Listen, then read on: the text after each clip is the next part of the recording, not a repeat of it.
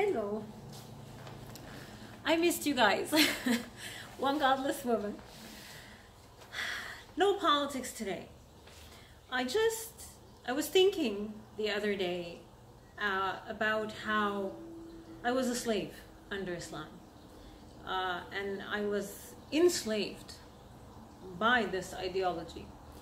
And then, you know, the argument that the left has pushed and indoctrinated a lot of people with, and especially with regards to women in Islam, and that the head covering and the burqa, the abaya, the niqab, the hijab, that this is their human, you know, it's their choice, it's their human right to dress this way.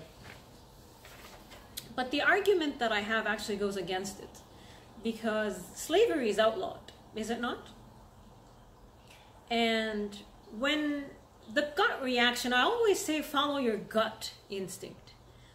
When you see a woman dressed this way, do you feel happy? Do you feel joy? Do you feel like this is the right choice for these people and that you must respect that this is their choice? Or do you feel awkward? And like for me, when I was once in a pharmacy and I come from this, right? And a full veiled burqa, every ninja, right? Sat next to me. And I decided to I usually get up and move. That's how I usually react, because I refuse to be around any of this. So I said, you know what, there's not another chair, let me just wait. Maybe they'll call my name. I got increasingly uncomfortable. And I don't think it was even 10 minutes before I got up and I had to move. I did not want to be sitting next to this person, because it felt, for me, it felt like an invasion of my personal space. I did not want this next to me. So I did a little bit of research. I want to understand, like I want to know, what is slavery? How is slavery defined? So there's a few points. There's 4 points that define slavery through my research that I found. And you're welcome to do your research, and please comment if you disagree with any of this. So the first point is that slaves, or people who are slaves, have been made to become slaves, are forced to work through coercion, mental, physical threat. So they are coerced through mental or physical abuse. Now, I want to compare this to Islam. So when we were born into this ideology, it's not a choice. You're born into it and you're stamped with it. Growing up under Islam as a little girl, we were forced to wear the hijab. It's just the way it is. I didn't suddenly at the age of 9 decide I want to wear the hijab, and I went to my mom and dad and said, this is my choice, I want to do this. It doesn't happen this way. What happens is you become indoctrinated in schools and by your family and your relatives and the culture and the society and everything around you. First of all, with threats of the ultimate supreme being very angry with you. And so that's mental control. Nobody wants a supreme being to be angry with them as a 9-year-old child. Who would want that? And you grow into this. It doesn't change, right? Because you've already been coerced as a little child to do this, to dress this way. So should you rebel as you age, the physical harm and the abuse begins, right? So there was a case in Saudi Arabia, I think it was 2002, maybe 2003. You're welcome to look it up, in Mecca. There was a school, it was an all-female school that there was a fire. Fire started in the school. And the teachers and the little girls were trying to get out of the school very quickly. But where I come from in Saudi, usually, actually not usually, almost always, the religious police are parked outside of the female school. They don't park outside the boys' school, they park outside the only female school. Don't know why. And they harass all the girls to cover up and blah, blah, blah. So the girls started running out of the school without being covered. They were scared, so they didn't have their abayas or their hijabs. So the religious police pushed the girls back in the school, along with the teachers, And they locked the doors, they secured the doors from the outside so no one can come out, and the girls died. There was it was tragic, the amount of girls that died. So what would you call that? Tell me what that is. And it's the same. I could not exit the school. I would be checked as I left the school at the end of the day. They would check my face cover, if it's proper, if there's any hair showing. You would not be allowed to leave. Is that not slavery? Don't you think? And on top of that, you have the mental imagery of what you're taught and the brainwashing in school, that you will burn over and over and over and over again in hellfire if you don't cover up, because Allah is watching your every move and He can see if a strand of hair is showing. Can you believe this? Man, He must have some serious glasses. And it's the same with fasting. You know, you beat a child from the age of 7 for prayer and for fasting. It might be 10 for fasting. Doesn't matter. They're all children. You beat a child. If they don't pray, if they don't fast, if they don't listen to you, you beat them. This is in the Quran. It's in the Hadiths. There's no argument there. So that's, again, slavery, I would say. And as an adult, I remember back home in Saudi Arabia, my father claimed to be an atheist, right? He wasn't. But he claimed that he was. So he wouldn't pray. He wouldn't go to pray in the local mosques. There was 4 mosques around my house. He never went. He got a knock. We got a knock on our door by the religious police threatening him that if he did not go to pray, that they would take him to court because they're concerned that he's not praying. And he had to go. So the second point with slavery is the person is owned and controlled by an employer who mentally and physically abuse them or threaten them with abuse. So again, comparing this to Islam, it's yeah, we're owned by our families in Islam. You know, they own us, they control us, they own us. The male guardianship system is actually a big part, it's a big component of Islam. And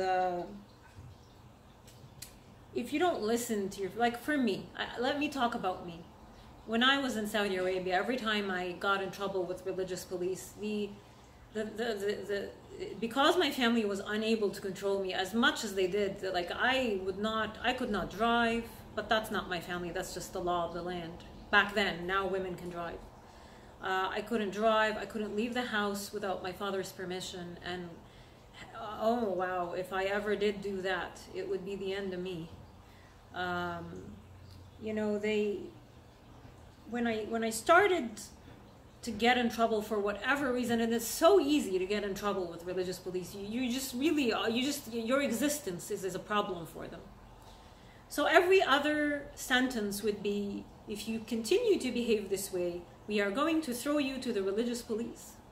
We are going to put you there. And I am very aware of Dar al-Ri'aya, which is it's still operational in Saudi, in Riyadh. A horrible place. This is where all the disowned girls end up. It's a prison. It's a prison. Some of these girls are young teenagers. They're not allowed to go out, they're punished. And they're eventually, if one of the religious police, you know, feels kindness in his heart to come and take one of these girls and marry her, that's the only way out of that place. So my family frequently threatened me by putting me in that housing, religious police housing for females, because they're sick of me, right? So yeah, I would say that's a check as well for me, you know, for slavery. And then the third point is the dehumanization. Like, slaves are dehumanized. And they are treated as a commodity. They are bought and sold as property. That's my life under Islam, along with the life of every woman under Islam. We have a dowry. So it's essentially a purchase, you know, when you get married. If you don't pick the person, you're not allowed, because you're a woman and you're stupid, so you can't decide for yourself who you're gonna marry and live with for the rest of your life and have kids with. So it's a purchase, and the purchase, the big chunk of the money, the dowry, goes to the father. It goes to the family. The woman sees the little chunk of amount that the father ends up giving her, and she's allowed to use that on her, you know, on her dress, on her jewelry, on the wedding, whatnot. But yeah, it's a purchase. It's a contract with money involved. The woman is moved from the father. She's the property of the father, and then she becomes the property of the husband. Simple. So the same rules that applied for the father, where he can beat her, where he can kill her, where she's not allowed to work without his permission, she cannot travel without his permission, whatever. It's the same with the husband. It just gets transferred to the husband. So I would check that as well, yeah. And then the last point, which is the fourth one, is the physical restraint of slaves. Right? Like you see the pictures of slavery with the chains around their neck, the chains around their ankles. So there's a restriction that is placed on movement, and the freedom of movement is a universal human right, by the way. And if you look at the most of Muslim majority countries, the freedom of movement is taken away from women. I could not even open the door of my house and go out in the street without being arrested. That is a crime where I come from. Including the fact that, now I know that women in Saudi have just started driving, but you need to understand, before this they were not allowed to drive, and this was a big problem. Not only were they not allowed to drive, when I was in Saudi Arabia, if you were found in a cab, in a taxi, on your own, you would be arrested if you didn't have a note from your male guardian allowing you to take a cab on your own. There was a case of a female princess who fell in love many, many years ago. I think it was the 60s or the 70s. I'll try to find her name for you. Maybe I'll even find the little video and link it. It's called The Death of a Princess. She was arrested in the airport. She wanted to leave because she was in love with this man, and the royal family would not allow her to get married. So she dressed up as a man and went to the airport to escape, and she was caught. She was executed. I think that was the only case in Saudi Arabia of a princess being killed for trying to move freely. And add to that, we talked about the male guardianship system. Yeah, but yet here we are in Canada with Islam descending upon us, and Islamophobia motions, and M103s, and women claiming that it's their right to wear a niqab. When you see a woman in a burqa or a niqab, do you feel like she has a freedom of movement? Can this woman run quick, or is running a problem? That's my little video, just some educational content. Because I know you guys a lot of people here did not grow up under Islam, and they were not exposed to it. So the government pumping false information and lies to you via their mainstream media propaganda, unethical, biased, garbage machines. People believe this, what they're hearing, because they trust their government. It's the government. We elected these people. They must be good. So I lived under Islam, and I'm telling you that you're being lied to. Thanks, guys. Talk to you soon.